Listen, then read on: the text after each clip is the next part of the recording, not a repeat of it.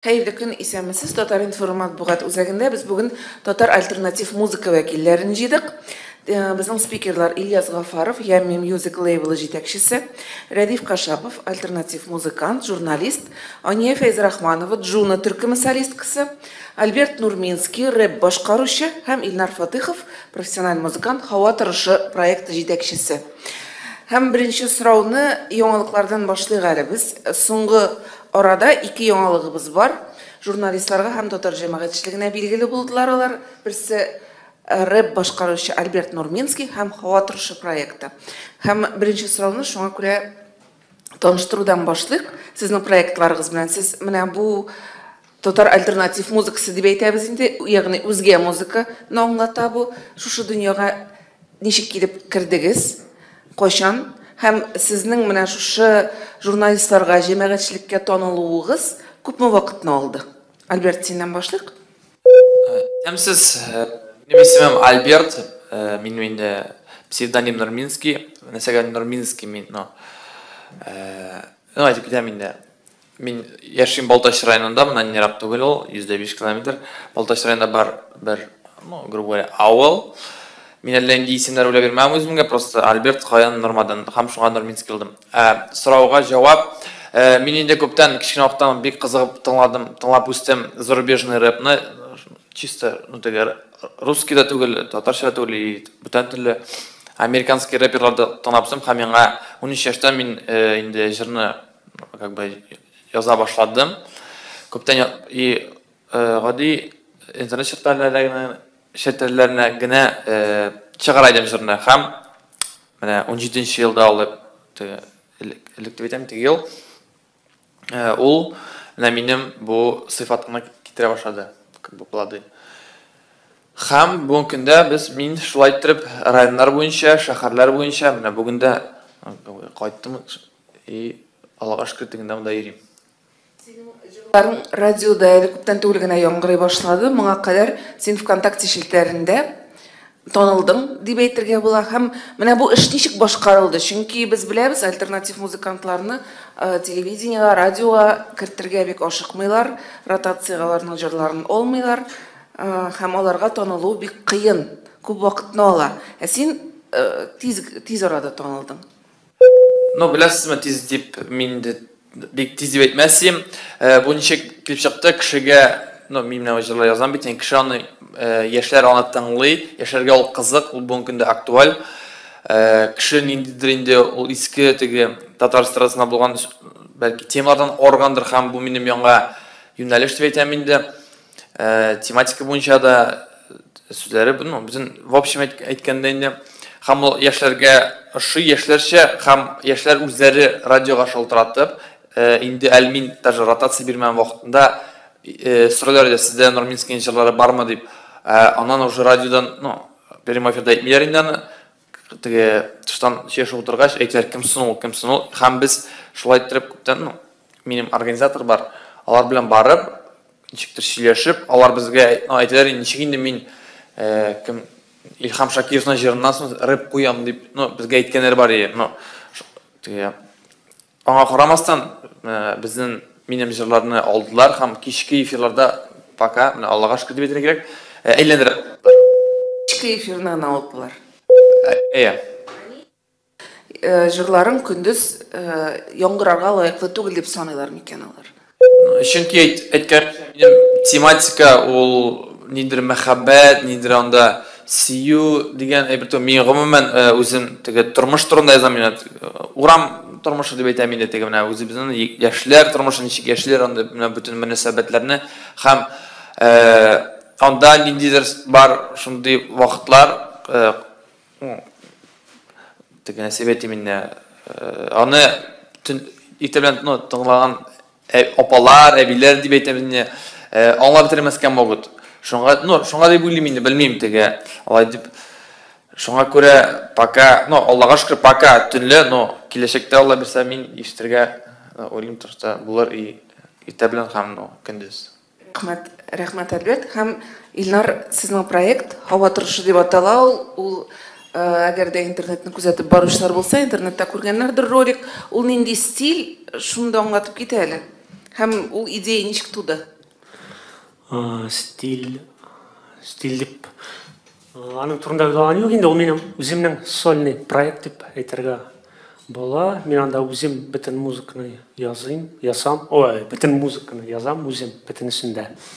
Шуңа күрә минем өчен ул эксперимент кенә инде. Үземнең шундый творческий сәнгать поиск. Менә җәмәгатьчелек бик кызыксынып китте ул проект белән. Моның сәбәбе нәрсә дип күрәсең син?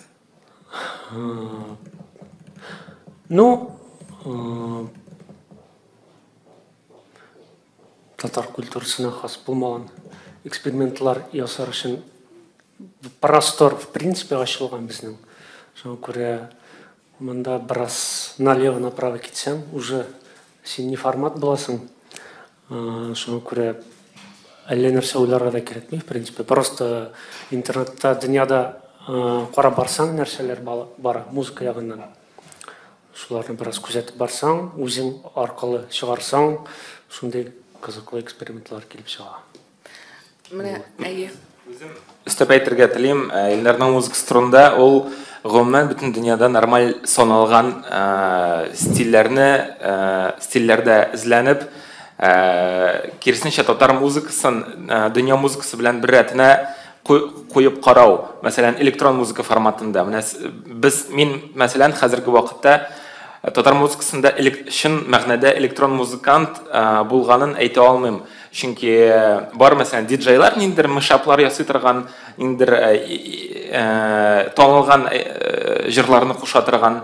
Менә өр-яңадан электрон музыканы чын синтезаторларда яза торган кешеләрне исмә төшерә алмыйм. Менә алардан беренчесе дип әйтергә була. Рәхмәт. Һәм тагын бер сорау, Ильяс, сезгә булыр. Без бер ел элек, хәтерләсәгез, менә Рәдиф тә бар иде ул вакытта. Шушы темага сөйләшкән идек инде. Татар альтернатив музыкасының киләчәге турында. Һәм бер елда шактый яңалыклар булды дип әйтергә кирәк. Татар альтернатив музыкасы хәзер үсеш кичерә дип әйтергә буламы менә моны? Чөнки Алтын граммофон проектында күрдек без, яңа музыкантлар чыкты. Менә шундый сорау. Бер концертта катнашкан музыкантларны бөтен татар музыкасы дип әйтеп булмас. Бәлки моны бәйсез музыкантларга кызыксыну арту дип әйтергә буладыр. Чөнки хәзер профессионаллар арасында да, дәүләт хезмәткәрләре арасында да билгеле бер исемнәрне тану арта бара. Алар инде Джуна кебек исемнәрне беләләр, Гауга төркеме турында беләләр. Мәсәлән, Миләүшә Амировна белән без эшли башлагач, алар башта бик сокланып кына тыңлап чыкканнар аларның җырларын, инде алар белән күздән күз күрешкәч, алар белән эшли башлагач, алар бу музыкантларның потенциалын чыннан да бик югары бәяләде. Шуңа күрә бу һәр музыкантның шәхси үсеше дип әйтергә була бүгенге көндә. Рәдиф, шушы сорау, син үсешне күзәтәсеңме? Мин күрәм, беренчедән мин күрәм, хәзерге вакытта татар музыкасын тулысынча алсам, анда бер шундый стагнация бар, алар белмиләр, безгә кеше әйтә иде, без белмибез кая барырга. Менә без концертлар тулы, кеше җыри, ләкин үзебездә үсеш сизелми ничектер. Һәм алар эзләнеп, безгә һәм башка кешеләргә шулай каршы чыгалар да инде, безне белән таныша башлыйлар. Һәм ничектер үз күрәбез, хәзерге вакытта без сөйләштек инде, сәхнә артында инде капма каршы турында, хәрбирәк дуслык турында сүз бар. Без үзебездән идер уртаклык эзлибез. Эстрада булсын да, ул джаз булсынмы, классика булсынмы. Чөнки гомумән татар музыкасы аның тамырлары бер үк. Һәм аны эзләнү шул безнең бер уртак эшебез. Агар да без аны бердән бер шундый зур проект эшләсәк, безгә өчен файда булыр өчен. Булыр дип уйлыйм мин. Һәм менә соңгы елда мин шундый берне күрәм, чөнки төрле кеше безгә шалтырата, консерваториядан булсам, композитор берлегеннән, алар ничектер менә бу агымны ничә ел бара инде, 90-нчы елдан санасанда мен шундый берничә вәкил булган идек, 90-нчы елда, 2000-нче елда тагын берничә стильдә хәрәләр, мәсәлән, 70-шәр мин әйтер идем, үзем конкурс уздыргач күрәм инде, һәм шулай хәзер мәсәлән татар альтернативасы бик төрле. Без элек әйткән идек, тере музыка гына бит хәзер Mesela bizim Mintotaş yaşında артист электроника, хип-хоп уйнайын эми тире дип санап буламаны хәзер вакытта апалар күзлегеннән һәм классикада безгә кушыла башлады, джаз да кушыла башлады. Шуңа күрә минем өчен бик теге шундый бик бәхетле чор кебек саныйм мин аны. Шулай. Менә икенче ел рәттән инде син дә әйтеп киттең, конкурс бара, мин татарча сөйләшәм. Өченче ел рәттән, мин татарча сөйләшәм бәйгесе, альтернатив музыкантлар бәйгесе.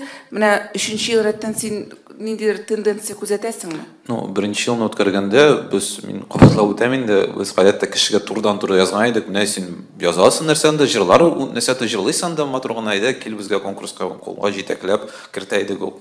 Икенчедә анда саны арта башлады, гаризаларның саны арта башлады. Менә бу елны без берничә кешене читкә куйдык. Теге йөрәк кан миллион саны ничектер кешегә бит ничектер әйтеп булмый, безгә туры килми бит. Хәбис туры килмәй башмады. Һәм мәсәлән, бу елны без 16 артистны сайладык. Халык тавыш бирү өчен, әйме алардан 3-не сайладык, әйме. Гомумән алар күпме иде? Гомумән алар иде бер 22. Әйме төрле Уфадан да, Татарстандан да төрлечә. Кайберләр әлбәттә инде безгә минусларны җибәрәләр, клипларны да бераз аңламыйлар, һәм ләкин дә анда мәсәлән хәзер күренә видеоблогерлар саны арта башлады. Кеше аңлый хәзер гади телефонны кабызасың да, нәрсәдә уйныйсың, кеше кызык булса, әйме без татар буйны беләбез, ул шулай эшли, аның 18 мең подписчигы бар хәзер вакытта. Шуңа күрә мәсәлән сыйфаты арта, саны арта, һәм гомумән алар төрле. Мәсәлән, без фатиринтан тыңлаганда җырчыларны без күрәбез, алар төрле өлкәдән килгән. Алар безнең кебек түгел, әйме. Алар төрле теге безнең яшьтәшләр булмаса, алар бераз яшьрәк, шуңа күрә башка музыканы тыңлыйлар һәм минем өчен бу шундый зур бәхет инде кабатлыйс килә, чөнки минем теге татар музыка төрләргә шуңа минем теләгем, ул төрле булсын, бездә төрле төркемнәр булсын, һәм менә эстрадага каршы чыкмыйча кеше эстрада тыңлыйсы килмәсә, аңа өчен мөмкинлекләр күбрәк булсын. Менә шундый теләгем минем. Менә каршы чыкмый дигәннән барыгызга да бер сорау. Күп очракта татар альтернатив музыкантлары үзләрен тәкъдим иткәндә һәр вакыт менә беренче җөмләдән үк башлыйлар эстрадага, попсага каршы куюдан. Шул ук вакытта попса бер кайчан да үзен тәкъдим иткәндә альтернативга каршы куюдан башламый. Менә бу нәрсә белән бәйле микән? Беренче Илнар. Эстраданың төп мәгънәсе шул акча эшләү бит инде. Битен попса, эстрада безнең Татарстанда да шул ук инде, шул ук кануннар буенча эшли бит эстрада. Һәм шуңа алар каршы куймыйлармы үзләрен? Аларның вообще в принципе минем уйлаганча андый уйлар да юк, үзен каршы куярга дип. Ни өчен сез каршы куясыз?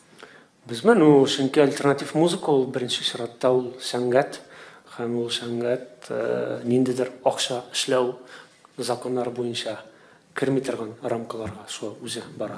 Әмма бу очракта бит альтернатив музыка ул беренче очракта протест кебек килеп чыга, чөнки сез каршы куясыз. Ну, бөтен музыка тарихын алсаң, шул бөтен альтернатив, рок, анда хип-хоп, алар бөтенесе дә барлыкка килгәндә беренче чиратта протест сыман иде. Аннан инде бер 10-15 елдан соң алар бөтенесе дә шул ни коммерцияга әйләнә.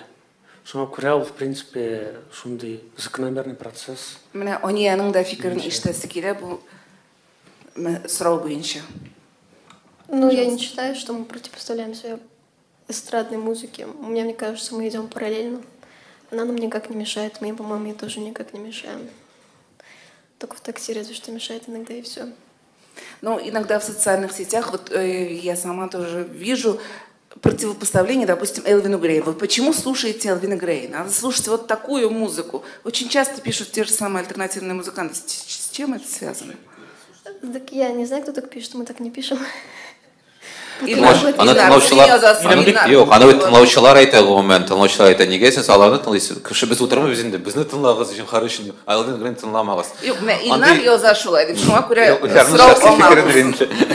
Минем бик гади бер чагыштыру бар, мәсәлән, кеше мәсәлән профессиональ стилистның кием турында бәясен ишетергә тели. Ул аңардан сорый. Менә минем киемемдә берәр нинди кимчелекләр бармы ди. Стилист аңа әйтә, менә ник син леопард штан кидең ди, мәсәлән. Бар бит нормаль төстәге штаннар. Кешечә киенеп йөр инде дип аңа киңәш бирә. Интернетта да андый кешеләр бар, алар мәсәлән үзләрен белгеч дип саныйлар икән, алар кешеләргә киңәш бирә ала, без моңа каршы түгел.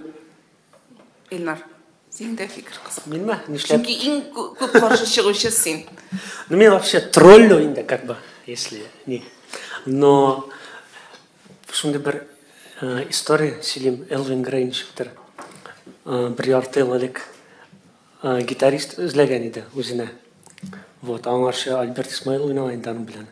Миңа кызык булып китте дә, мин Элвин Грейга яздым инде, нигә почтага. Вот мин гитарист, гитарада уйныйм дип. Вот, ул миңа үзе контакт табып мине язды. Типа җибәрдем кыларны минем җырлар белән. Ни? Ну, минем җырга бер-ике җырны алды, и типа сверху уйнап күрсәт инде. Ну, мин чөт озак сузып бирдем анда, бер-ике ай сузып бирдем, чөт не охота булды җырларын тыңларга. Ну, в итоге бер җырны алдым да инде. Не ясадым, тупта бар ул минем. Вот, җибәрдем мин аңа, и все, и ул миңа аны җавап бирмәде.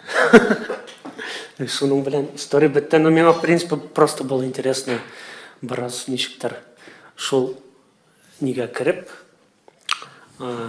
может быть, системаны үзгәртеп булыр микән дип.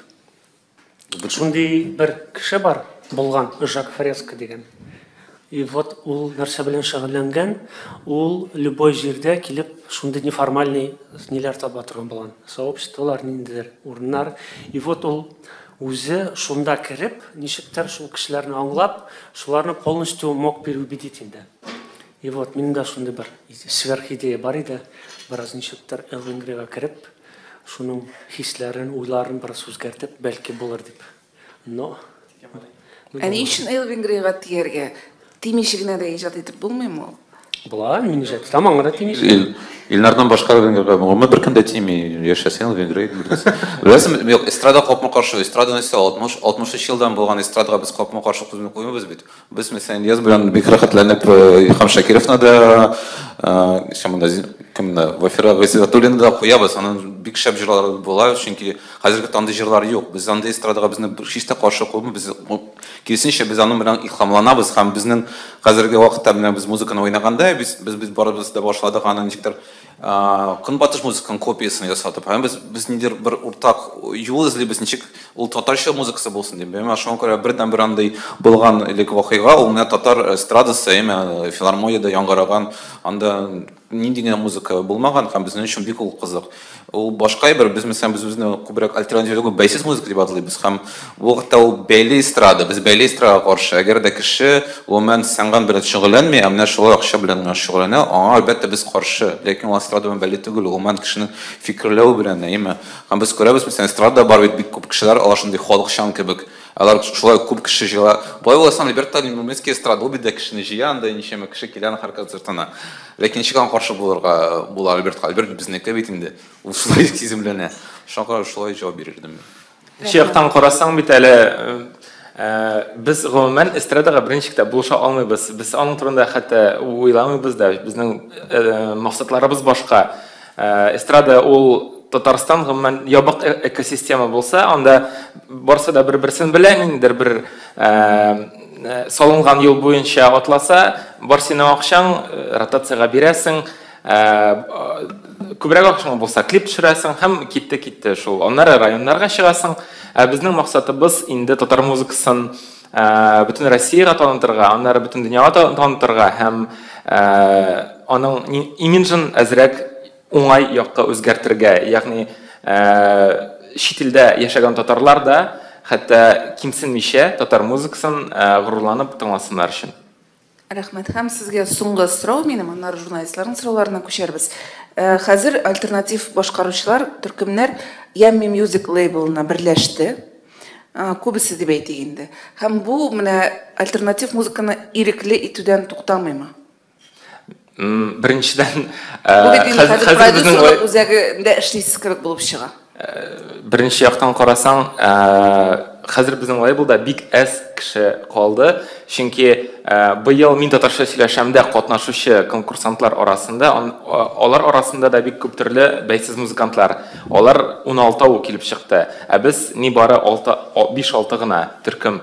Шуңа күрә без хәзер үз тирәбездә бар тик безнең белән инде күп вакыт эшләгән һәм ниндер уртак максатларны уртаклашкан музыкантларны туплап калдык. Ләкин безнең сафларыбызда булмаган кызыклы музыкантлар белән дә без эшләргә тырышабыз. Кайдадыр җыр яздырырга, кайдадыр клип төшерергә, кайдадыр фестивальгә чакырып, я булмаса уртак җыр яздырып, без әйтүемчә ябык экосистема түгел, без һәрбер сәнәдә ачык. Тик безнең көчебез әле бик күп кешегә җитми. Шуңа күрә без аны әзрәк шикләп, кулдан килгәнчә үз эшебезне эшләргә тырышабыз. Рәдиф, син бу сораудан көлдең, ни өчен? Yok, siz продюсер үзәге дип әйттегез. Минемчә, Ями Musical продюсерга түгел, берләшмә. Әйме һәм кешән дә берләшә. Гомумән, хәзерге вакытта Ями Music'тан чыккан бар бит теге Solar система, яме ничек ул? Кояш системасы һәм башка нидер галәмнәр менә шундый зур гына бер галәмгә әверелә, һәм бер-беребез белән таныш, шуңа күрә шундый бер зур көчебез, әйме без бер-безгә булышабыз һәр вакытта. Әгәр дә безгә музыкантлар кирәк инде, яисә студия кирәк, яисә видеооператор, без һәр вакытта андый ярдәм таба алабыз. Шуңа күрә күлдем продюсерлык сүзеннән инде. Шиктер Ильяс менә өчен продюсер дип карау менә. Миңа калса, Ильяска минем тәкъдим шул күбрәк ни тырышырга, фестивальләр белән шөгыльләнергә, күбрәк шул булган музыкантларны Татарстаннан тыш дөнья буенча фестивальләрне табып, шулар белән сөйләшеп, ниндидер контактка кереп, менә шул Татарстанга түгел инде, Татарстанда булган бөтен альтернатив площадкада булай да инде без ничектер уйныйбыз. Вот именно шул фестиваль дөнья буенча. Менә узган елны безнең минималь план минимум ул Казан мәйданнары, Мәскәү һәм Россия мәйданнары булса, анда инде билгеле төркемнәр барып, кайбер фестивальләрдә катнашып кайтты. Хәзер инде быелга 2018 елга безнең максатыбыз аерым төркемнәрне зурак фестивальләргә тәкъдим итеп, Россиядә дә, Европада да эшләп карарга максат куябыз. Һәм безгә монда бу өлкәдә булышырга әзер кешеләр дә бар, тик аларга төпле һәм кызыклы продукт тәкъдим итәргә кирәк. Шуңа күрә продукт әзер булгач, аны кабул итәргә әзер кешеләр бар. Рәхмәт. Хәзер инде журналистларның сорауларына күчәбез. Рәхим итегез, Татар-Информ, Рузилә Мөхәммәтова. Минем беренче соравым Ильяска, без аны альтернатив музыканың үзенә күрә теоретик итеп кабул итәбез. Ильяс, менә шундый сорау. Җәмәгатьчелек арасында, татар җәмәгатьчелек арасында шундый фикер бар. Дәүләт татар милли проектларына аз булыша яки бөтенләй булышмый дигән. Сез аңлавымча барыбер мәдәният министрлыгы белән аралашып яши торган, чынлап та булышам, бу шулаймы? Менә сезнең проектларга дәүләт ни дәрәҗәдә булыша? Һәм мөмкин булса, бу бюджетный булгач, конкретный суммалар белән. Сездә әзрәк искергән информация, чөнки без инде узган елны кем белән бик күп кешеләр белән күрештек һәм үзебезнең программабызны тәкъдим иттек. Ул программа 40лап биткә сыя, шуңа күрә аны кабул итү шулай ук бик күп вакыт ала. Кайбер аерым музыкантлар дәүләт проектларында да катнаша, алар, мәсәлән, үзгәреш җилендә дә аларны күреп була. Безнең үзебезнең дә фестивалебез инде менә Мин татарча сөйләшәм фестивале ничә 10 елдан артык үтеп бара, аңа да дәүләт ярдәме килә. Ләкин 2018 елдан башлап без бөтен фикерләребезне бер программага туплап, конкрет менә үсеш юлын тәкъдим иттек. Һәм без бу планны инде үзлектән тормышка ашыра башладык, ләкин әлбәттә дәүләт ярдәмендә көтәбез һәм ала берсә берәр көнне ул да килеп җитәр. Ләкин монда бу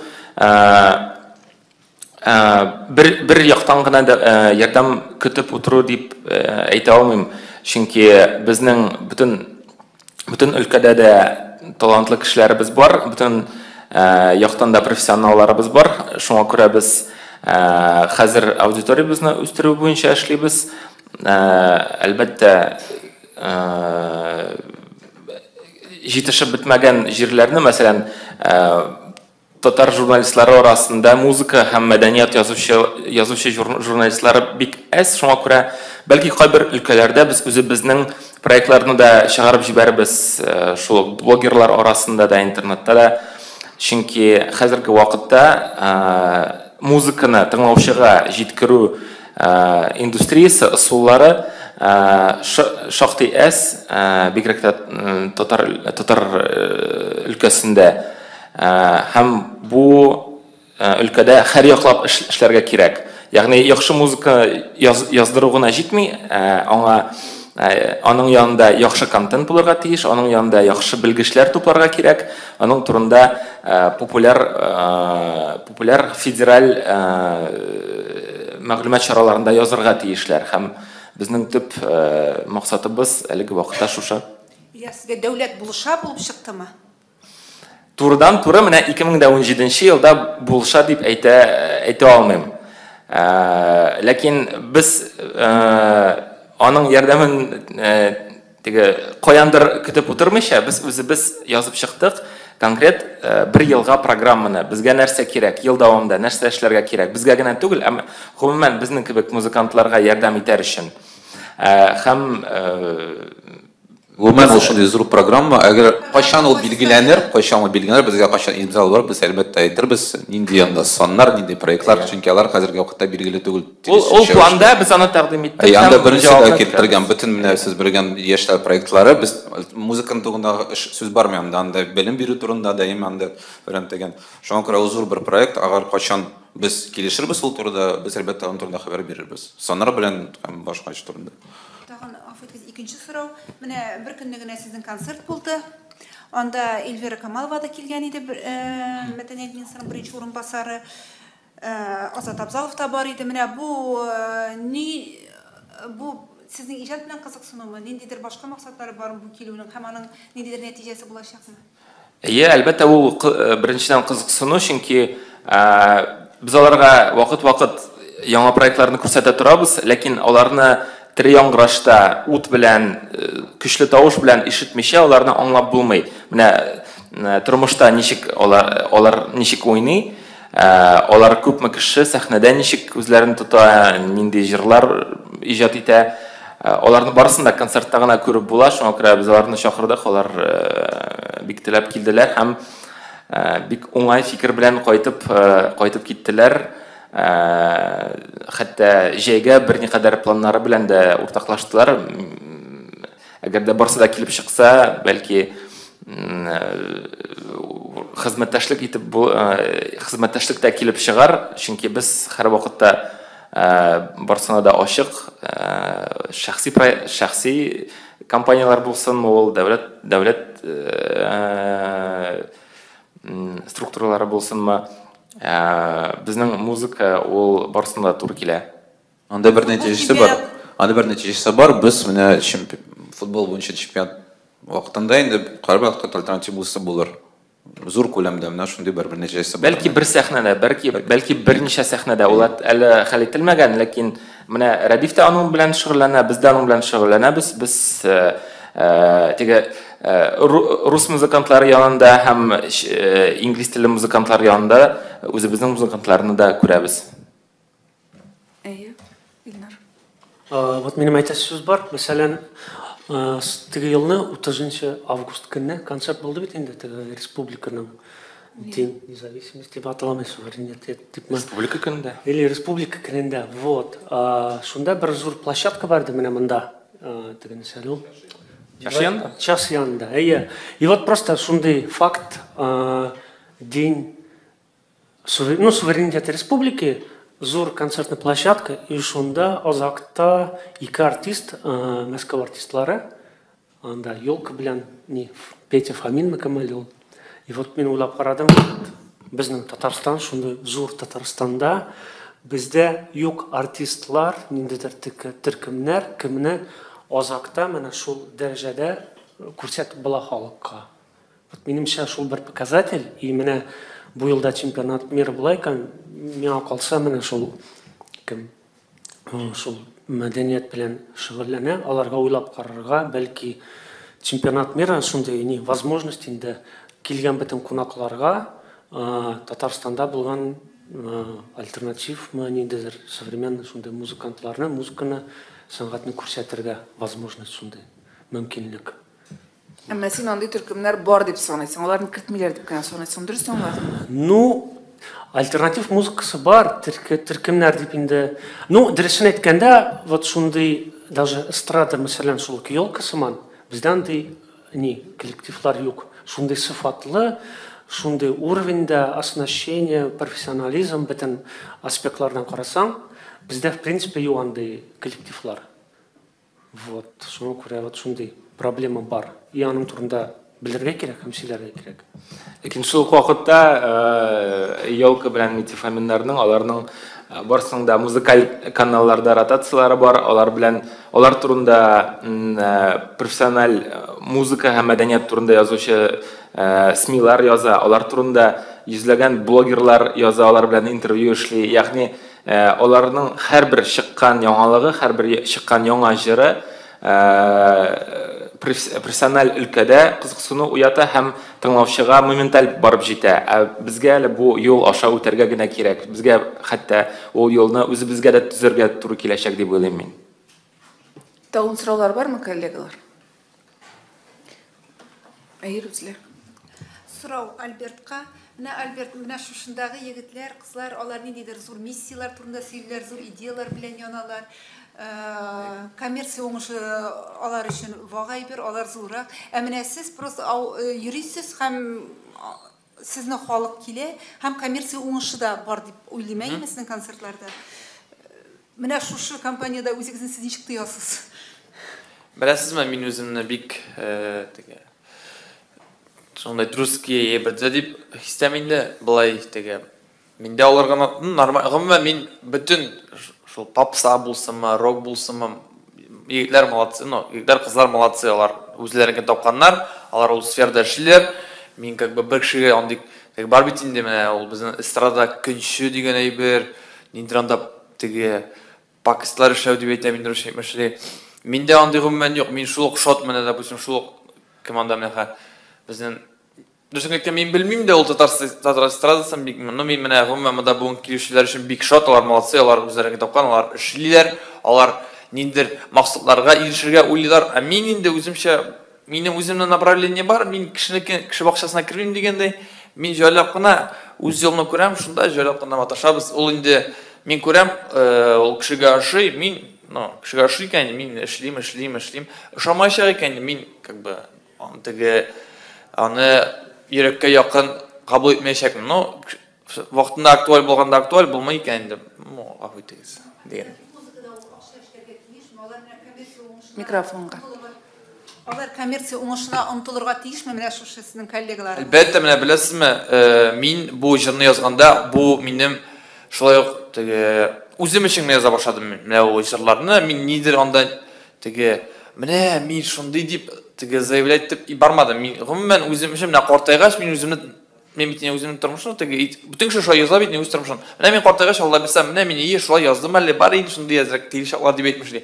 Һәм беләсезме, ул шундыйга үсеп китте, кеше менә бу минем продуктны менә шундый кабул иттеләр якын, һәм ул менә чакыра башладылар районга тегендә, монда баралар. Һәм беләсезме, ул менә минем хобби, ул әйләнде шундый бергә, кешегә оштырган теге менә кеше су эчә бит инде шундый, шулай дип әйтергә мөмкин булса инде теге менә необходим сон кешегә ошый, кеше ярата, һәм мин почему бы нет, мин барам, эшлим, кеше аннан ләззәт ала, кешегә ошый, кеше шат инде анда төннәрен йоклый алмый теге менә фотка элементарь төшкәч, мин уйлавымча бу бик әйбәт әйбер.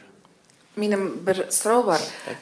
Элек-электән альтернатив музыка дигәндә без аны шәһәр культурасы дип кабул иттек һәм шәһәр яшьләренә җиткерергә тырыштык. Гомумән шәһәр яшьләренә юнәлгән булды ул. Һәм күрәбез, менә Альберт ул авыллар аша керә хәзер менә бу дөньяга. Авыл яшьләре аша. Һәм ул бөтен Татарстанда барыгызга да караганда популяррак бүгенге көндә. Ул һәр районда, һәр авылда аудитория җыя. Бу сез Ильяс менә сез Рәдиев Ильяс, Илнар, сез ялгыштыгыз дигән сүз түгел микән шәһәр аша кирип карап? Гомумән Бәлки без- ул вакытта ук авыл аша кирергә кирәк булгандыр. Мәсәлән, безнең Аскар белән авыллар буенча йөргәнем бар. Һәм белмим, ул шундый зур тәҗрибә, анда күренә кешегә ул кызык. Мин әйтмәсем ул шәһәр. Чөнки нәрсә ул татар кешесе, ул шәһәр кешесе, авылдан кешегә кергән шәһәр. Без барыбыз да авылдан туган, мин авыл кешесе. Мин әйтеп була, мин авылда туган дип. Юктыр инде, әмма. Ләкин гомумән Татарстан алсаң, ул берничек тә шәһәрдә генә концертлар ясап булмый. Һәм мәсәлән, безнең бер хәзерге проект, ул хәзердә сөйләшелә, бәлкем без шундый бер зур составлар белән шул районнарга барырбыз. Әмма чөнки мәсәлән, мин Арчада булган бар, Мамадышта булганым юк. Мин белмим инде кешеләр, әмма һәм күренә инде районнарда төрлечә кабул итә музыканы. Кайбердә күпләр бөтенләй дә урыслашканнар. Шулай сәхнәдә җырлыйсың, әйтәләр, "Ул очень по-русски есть" дип әйтәләр безгә. Белмим, мизеләдә, мин әйтәм, ничек мизелә инде русча сөйләшсен минем белән. Әмма аңлап булмый. Һәм икенче бер Альбертка гына, Альбертның бит ул җырлары яхшы, шуңа гына. Әмма бик күп мәсәлән бар рэперлар безнең, әмма безнең белән аралашып алган бер концертларда юк. Аларның җырлары бик тәкә, ләкин алар куш куймаганнар. Аларга бәлки ничектер, бу yerдә булмаган, мәләйсә бәхет тимәгән малары күп итә. Без бит күп кешене тыңлыйбыз, мәсәлән, шул Субраны, әмма аңа нигә аның шундый шул зур гастрольләр юк? Ул бит шуңа нигә кешеләрне тоже танырга тиеш дип белмим. Димәк, бу тенденция түгел, кешенең талантына бәйле аерым бер очрак дип әйтәм. Мин шулай әйтәм, һәм без күрәбез, мәсәлән, Альберт белән сөйләшкәндә без аны беренче тапкыр җәйтвискә чыгарган идек, әмма безгә төрле кеше килә, мәсәлән, мин аны тигә утырсың, кеше карыйсың, ул безне шамалы инде. Әлбәттә, ул популяр күбрәк, ул безгә башкача мөхиттә үскән кеше, ләкин күренә, менә ул безнеңчә без уртак фикерләр таба алабыз. Шуңа күрә мисал мин тарихчымда катнаша. Әйме, һәм минемчә ул безгә дә аерым зур аудитория алып килер. Безгә дә бераз уй фикерне үзгәртергә булышыр. Менә шулай. Ильяс. Һәм монда тагы бер техник якта бар бит. Бездә чыгышы музыканың 90% ул тирә яңгырашлы музыка. Районнарга чыксаң, анда тирә музыка уйнарга гәрчә һәрхәлдә безнең составтагы музыканы уйнатырга һәм яңгыратырга техник мөмкинлекләр дә юк күбесенчә. Шуңа күрә әгәр дә без чыксак инде, без инде бөтен нәрсәне үзебез белән алып барырга тиеш булабыз. Финанс яктан ул, рентабельный түгел. Бары тик ниндер специаль проект кысаларында без шундый зур тур оештырырга әзер һәм минемчә якын арада без аны оештырып карарбыз да. Әйтүемчә, хәзер һәрбер төркем үзенең яңа материалын язу белән мәшгуль. Мәсәлән, Джуна инде ярты ел буена үзенә альбомына краудфандинг системасы аша акча җыя. Чөнки аларның альбомы яздырыр өчен сессион музыкантлар да катнашырга тиеш, студияда да бик күп вакыт үткәрергә кирәк. Ул менә эстраданың җыр яздыру системасыннан бик аерыла. Ул акча буенча да аерыла һәм белгечләр саны буенча да аерыла. Шуңа күрә һәрбер төркемнең максатлары төрле. Альбом язылып бетә икән, аның клиплары һәм башка материаллары чыга икән, аннары инде чыгарга була. Кемнеңдер, мәсәлән, гомумән электрон сәхнәдә генә үсеш алырга теләге бар. Шуңа күрә кемдер культура, мәдәният йортлары буенча түгел, менә клублар буенча чыгыш ясарга тели. Шуңа күрә без монда һәр бөтен артистларны да бер буткага бутап, бер рецепт биреп булмый. Шуңа күрә һәрберсенә шәхси килергә кирәк.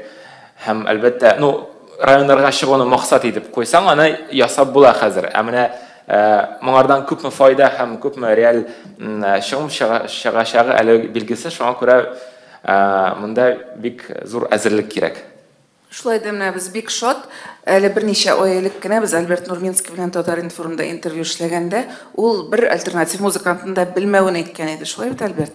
Һәм сез хәзер инде танышкансыз, дуслашкансыз, уртак проектларда булдыргансыз. Алга таба уңышлар телибез сезгә һәм 26 апрель көнне барыгызны да сәхнәдә күрербез дип ышанабыз. Рәхмәт. Рәхмәт сезгә. Уңышлар.